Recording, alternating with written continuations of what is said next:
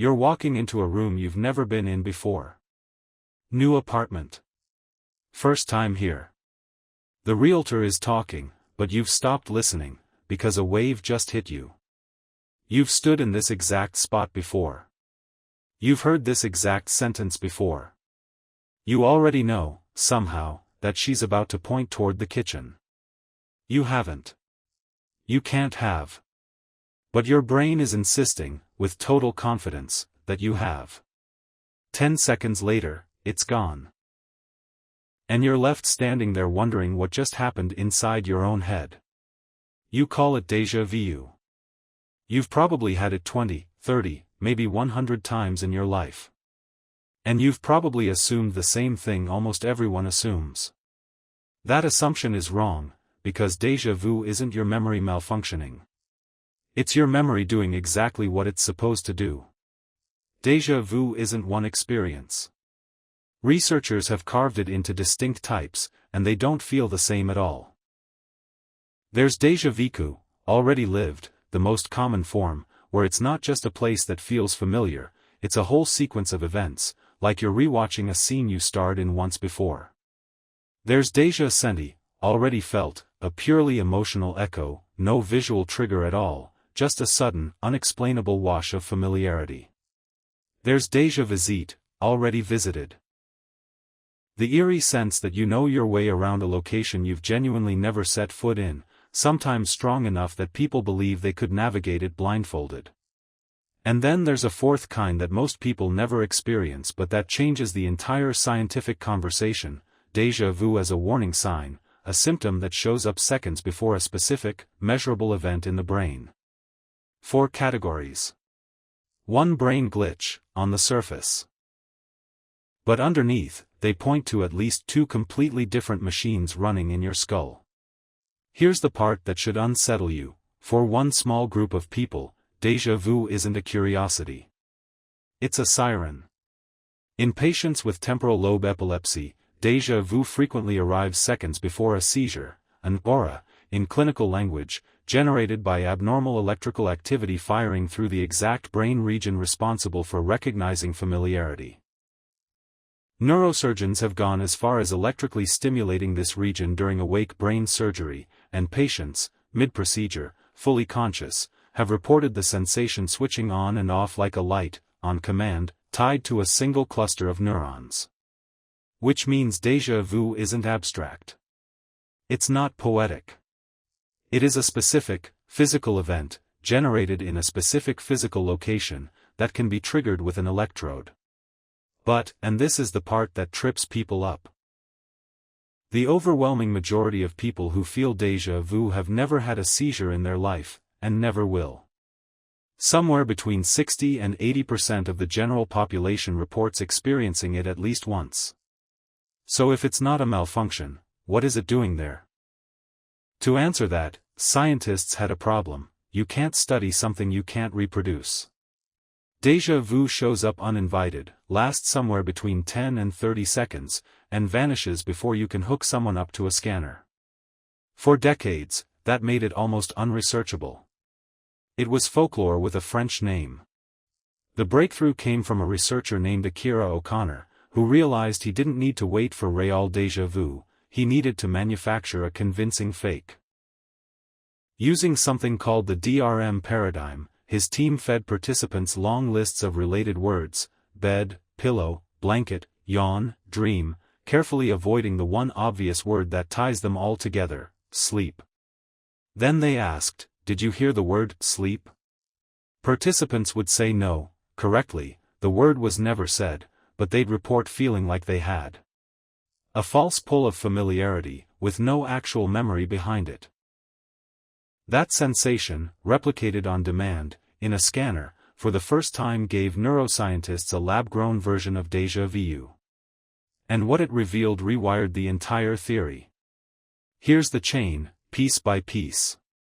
Step 1. 2 separate memory systems exist in your brain, and they usually agree with each other.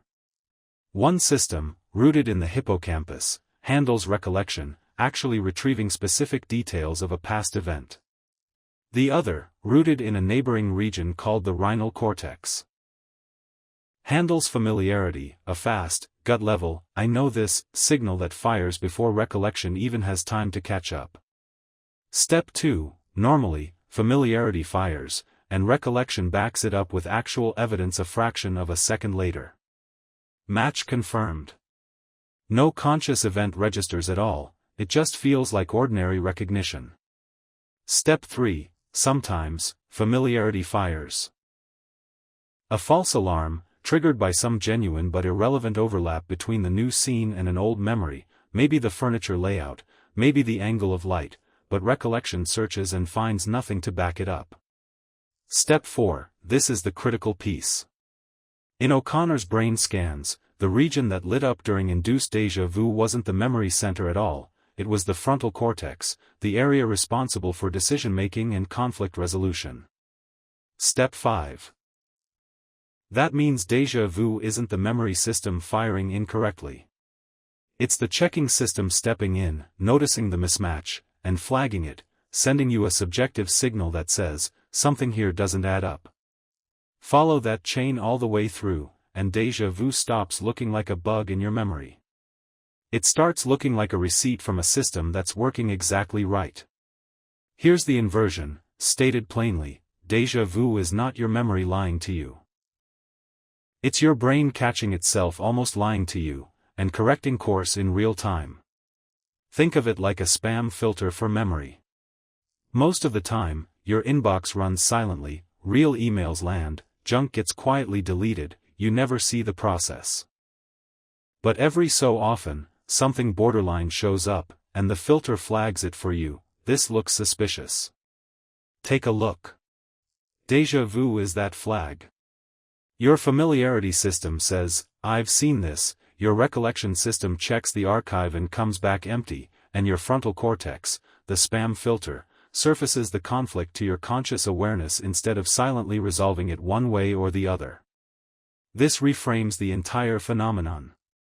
Déjà vu isn't a haunting. It isn't a parallel universe leaking through. It's a monitoring system, actively auditing your own memory for accuracy, and momentarily showing you its internal debate. And here's the number that should really land: researchers have found that déjà vu frequency actually declines with age, from a peak in your teens and 20s down to near rarity by your 60s and 70s. Not because your memory gets better. Because that frontal lobe checking system, like most cognitive functions, gradually loses some of its vigilance over time. Which flips the popular fear on its head completely. Déjà vu isn't a sign your memory is glitching. Statistically, having more déjà vu in your life is a sign your memory's quality control system is alert, active, and doing its job. But the spam filter analogy has a dark edge, because spam filters can fail in two directions, and so can this one. Fail one way, and legitimate mail gets buried, your checking system stays silent when it should flag something, and a false memory slips through uncontested. This is part of how false memories take root, not through dramatic manipulation, but through a familiarity signal firing with nothing to challenge it. Fail the other way, and everything looks like spam, the checking system becomes hyperactive, misfiring constantly. This is the pattern seen in a rare condition called chronic déjà vu, documented in patients, some linked to frontal lobe or temporal lobe dysfunction, who report feeling like everything is a repeat. One well-documented case involved a man who stopped watching the news and reading the newspaper altogether, convinced he'd already seen every story, every headline, every event before it happened. His filter never turned off. Two extremes, one dial. Too little checking, and false memories move in unopposed.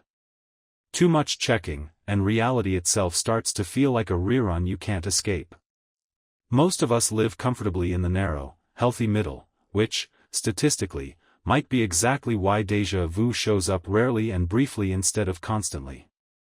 So if this is a checking system, what's the one variable that determines how often you get flagged? Overlap. Specifically, the amount of raw material your brain has stored that a new scene can partially match against. Studies have consistently found that people who travel more and people who remember their dreams more vividly report significantly more déjà vu, sometimes reporting rates well above the general average. That's not a coincidence, and it's not mystical. Every new place you visit, every dream your brain half remembers, adds another fragment to the enormous library of partial matches your familiarity system can accidentally trigger against. Stay in one town your whole life. Sleep dreamlessly. Keep your inputs narrow.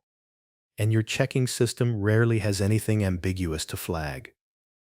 Widen your life, and you widen the odds of a false positive familiarity signal slipping through for the frontal lobe to catch. Which means the people who report the most déjà vu aren't the ones with faulty memories. They're often the ones who've given their memory system the most to work with. Let's run it through one real scenario, start to finish. You walk into that new apartment. Your familiarity system scans the scene in milliseconds and finds a partial match. Maybe it's the exact ratio of window to wall, something you unconsciously logged in a hotel room 3 years ago, or half registered in a dream last month. Familiarity fires. I know this. Your recollection system searches for the actual matching memory, a name, a date, a face, and comes back with nothing. Mismatch detected. Honshishin frontal cortex catches the contradiction between those two signals, and instead of quietly resolving it, surfaces it to you directly. For 10 to 15 seconds, you consciously experience the friction between this feels known and this cannot be known. Then the checking process resolves, the flag clears, and the feeling evaporates, leaving you standing in a stranger's kitchen, oddly reassured that somewhere behind your eyes, a very careful auditor is still on the job. So the next time it happens, the next time a strange room or a strange sentence hits you with that unplaceable familiarity, don't ask, why is my brain broken? Ask what it means that for 10 seconds you got to watch your own memory system checking its work in real time. Because that flicker of déjà vu was never a haunting, it was a receipt.